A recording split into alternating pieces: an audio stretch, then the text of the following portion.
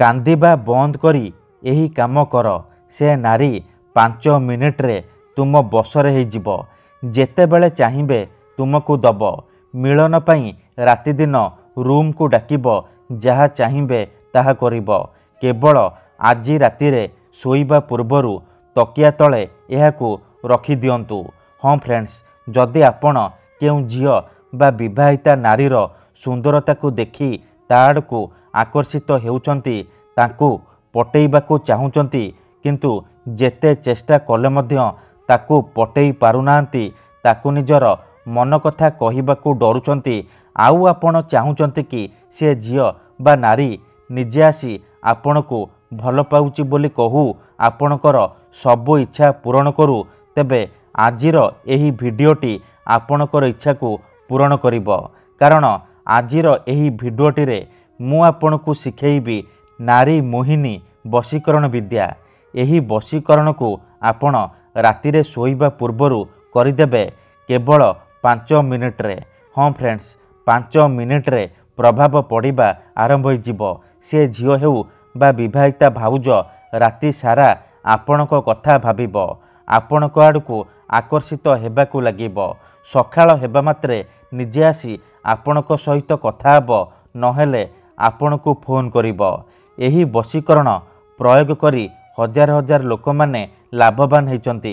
निज पसंदर सुंदरी झियो बा सुंदरी पड़िशा घर भाउज को मुहूर्तक भितरे पटेई पारिछंती। ताठारू निजर मन मुताबक काम हासिल करि पारिछंती। सीए आपणकर सबु कथा मानिब, जहा चाहिए ताहा करिब।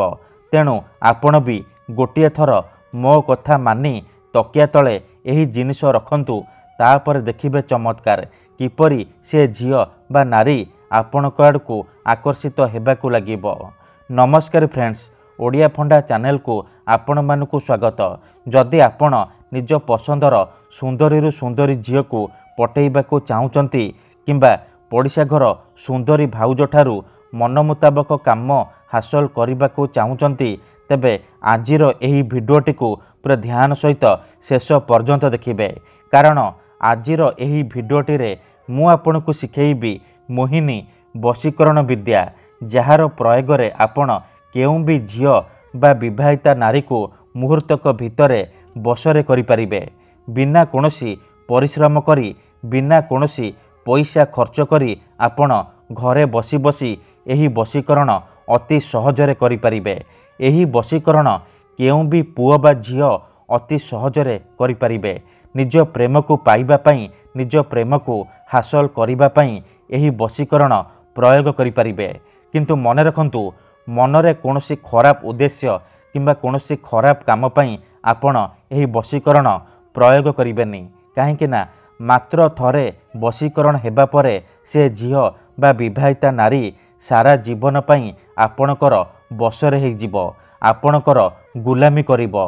आपण ताकू जहा कहिबे, जेमिति कहिबे से करिबो, कोनोसी प्रकार बाधा देब नाही। एही वशीकरण साहाय्य आपण सासू नणंद दियर भाउज काहाकू भी निज बसरे करि परिबे। ताकू पटेई ताठारू निजर मन चाहुतिबा काम हासिल करि परिबे।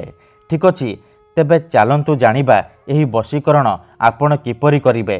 ता पूर्वरु मोर आपण मानकू अनुरोध कि जदि आपण आम चैनल को नुआ आसिचंती, तेबे दया करी चैनल को सब्सक्राइब करी पाखरे थिबा बेल आइकन को मध्य दबाई दियंतु, जहा द्वारा आमे जेउ भी वीडियो अपलोड करिबु सर्वप्रथमे आपण देखि परिबे आउ तार लाभ पाई परिबे।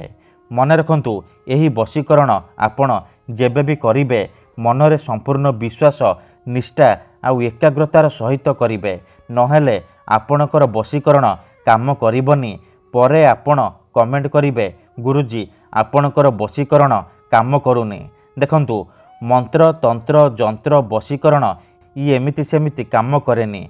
मनरे संपूर्ण विश्वास, निष्ठा आउ एकाग्रतार सहित आपणकू एही वशीकरण करिबाकू पड़िबो।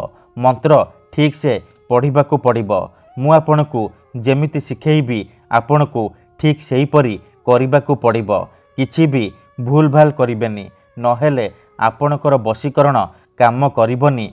परे आपण कहिबे, गुरुजी आपणकर वशीकरण काम करूनी। ଦେଖନ୍ତୁ ଉଦାହରଣ ରୂପରେ ଯେଉଁପରି ଆପଣ ଭଗବାନଙ୍କୁ ମାନୁଛନ୍ତି, ଭଗବାନଙ୍କ ଉପରେ ବିଶ୍ୱାସ ରଖିଛନ୍ତି, ନିଜର ସବୁ ଦୁଃଖ କଷ୍ଟ ଅସୁବିଧା ଭଗବାନଙ୍କୁ ଜଣାଉଛନ୍ତି, ଯଦି ସେ ଅସୁବିଧାର ସମାଧାନ ନ ହେଲା ତାର ମାନେ ନୁହେଁ କି ଭଗବାନ ନାହାନ୍ତି।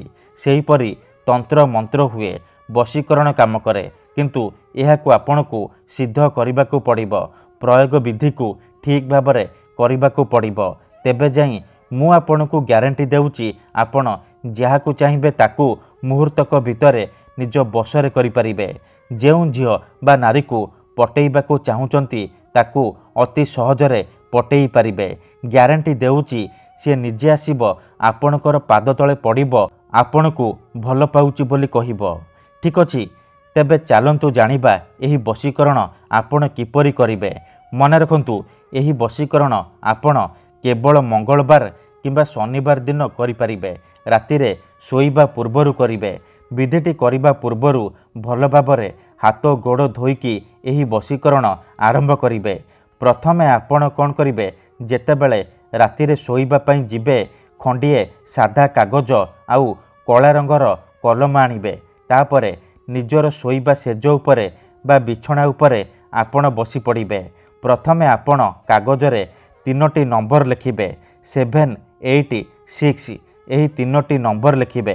ନମ୍ବର ତଳେ ଆପଣ ଯେଉଁ ଝିଅ ବା ମହିଳାକୁ ଆପଣ ବଶରେ କରିବାକୁ ଚାହୁଁଛନ୍ତି ତାର ନାମ ଲେଖିବେ। ତା ପାଖରେ ପ୍ଲସ୍ ଚିହ୍ନ କରିବେ ଆଉ ତା ପାଖରେ ନିଜର ନାମ ଲେଖିବେ। ନାମ ଲେଖିସାରିବା ପରେ ସେ କାଗଜକୁ ନିଜର ତକିଆ ତଳେ ରଖିବେ। ତାପରେ ସେ ତକିଆରେ ମୁଣ୍ଡ ଦେଇକି ଶୋଇବେ। ତାପରେ ଆଖି ବନ୍ଦ କରିକି ସେଇ ଝିଅ ବା ମହିଳାକୁ ମନେ ମନେ ଭାବିବେ, ତାର ନାମ 21 ଥର କହିବେ। ତାପରେ ପବନରେ ଗୋଟିଏ ଥର ଫୁଙ୍କିଦେବେ। ଗ୍ୟାରେଣ୍ଟି ଦେଉଛି ଏତିକି କରିକି ଦେଖନ୍ତୁ, ଯେଉଁ ଝିଅ ବା ମହିଳା ପାଇଁ ଆପଣ ଏହି ଉପାୟ କରିଥିବେ ସିଏ 5 ମିନିଟରେ ଆପଣଙ୍କ ଆଡ଼କୁ ଆକର୍ଷିତ ହେବାକୁ ଲାଗିବ। ଧନ୍ୟବାଦ।